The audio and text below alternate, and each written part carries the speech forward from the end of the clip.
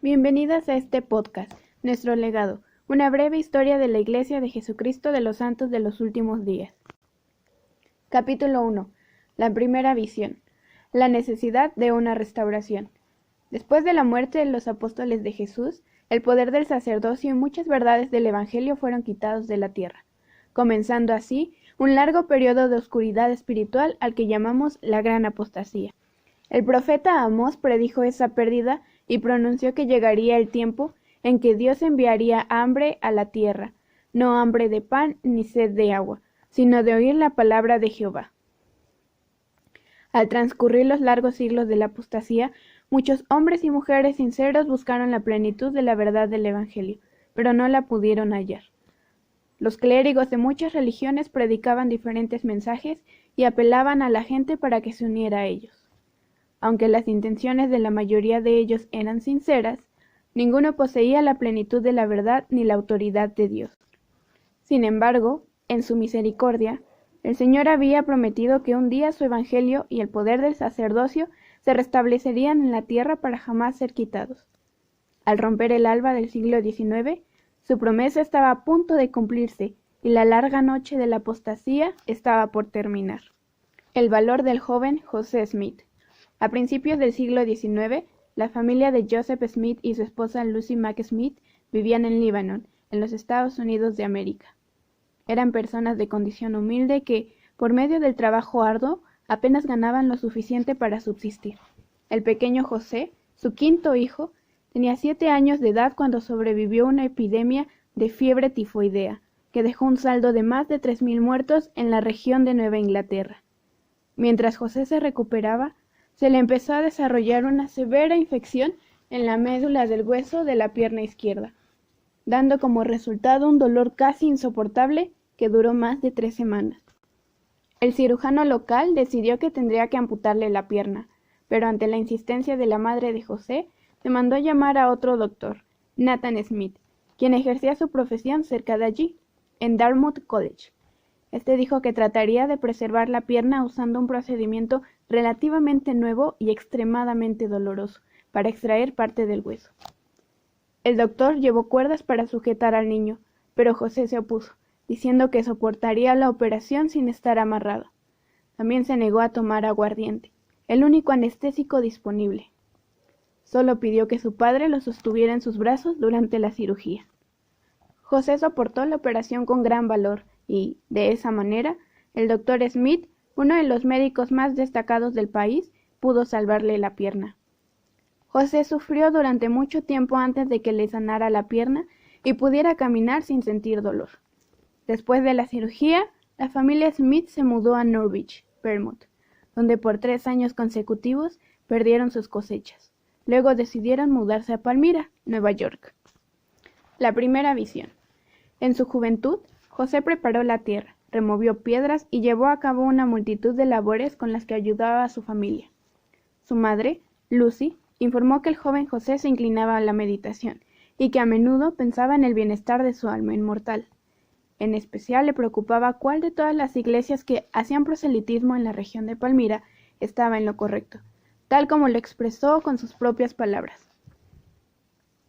Durante estos días de tanta agitación, invadieron mi mente una seria reflexión y gran inquietud, pero no obstante, la intensidad de mis sentimientos, que a menudo eran punzantes, me conservé apartado de todos estos grupos, aunque concurría a sus respectivas reuniones cada vez que la ocasión me lo permitía.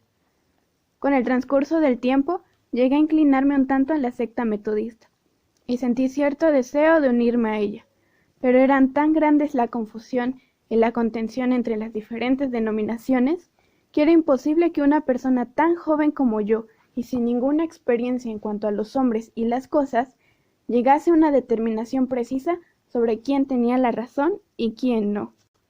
Agobiado bajo el peso de las graves dificultades que provocaban las contiendas de estos grupos religiosos, un día estaba leyendo la Epístola de Santiago, 1 capítulo y 5 versículo, que dice: Si alguno de vosotros tiene falta de sabiduría, pídala a Dios, el cual da a todos abundantemente y sin reproche, y le será dada.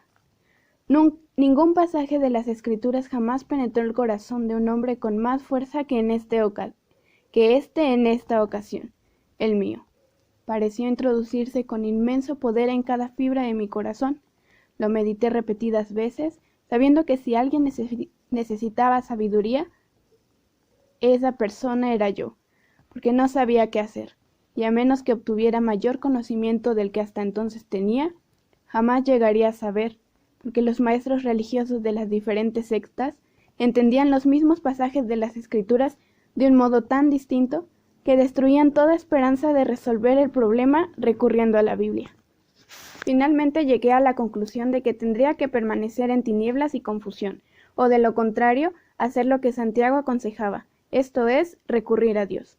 En una hermosa mañana primaveral de 1820, estando a solas en una arboleda cercana a su hogar, José Smith se arrodilló y comenzó a expresarle a Dios los deseos de su corazón, pidiéndole guía. Después describió lo que sucedió enseguida. Súbitamente se apoderó de mí una fuerza que me dominó por completo y surgió tan asombrosa influencia en mí que se me trabó la lengua, de modo que no pude hablar.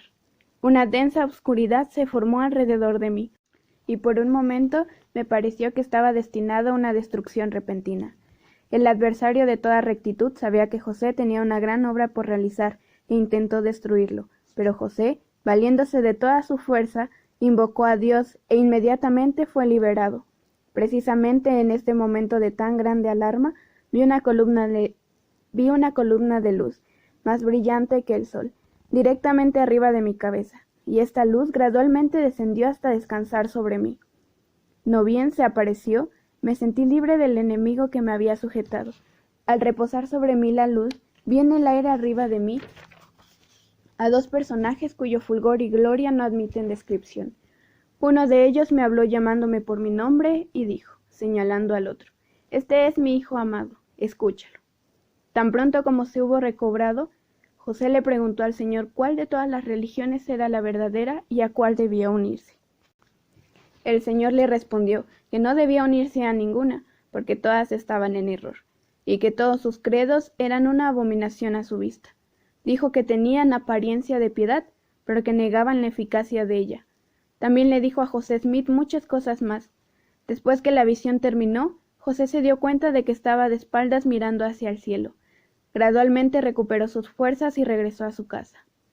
Cuando salió el sol aquella mañana de 1820, José Smith nunca se habría imaginado que para cuando empezara a atardecer, un profeta caminaría una vez más sobre la tierra. Dios lo había escogido a él, un joven desconocido que vivía en la región occidental de Nueva York, para llevar a cabo la obra maravillosa y el prodigio de restaurar el Evangelio y la Iglesia de Jesucristo sobre la tierra. Él había visto a dos personajes divinos y ahora, en forma singular, podía testificar de la verdadera naturaleza de Dios el Padre y su Hijo Jesucristo. Esa mañana fue en verdad la aurora de un día más resplandeciente. La luz había inundado una arboleda, y Dios el Padre y Jesucristo habían llamado a un joven de 14 años de edad para ser su profeta.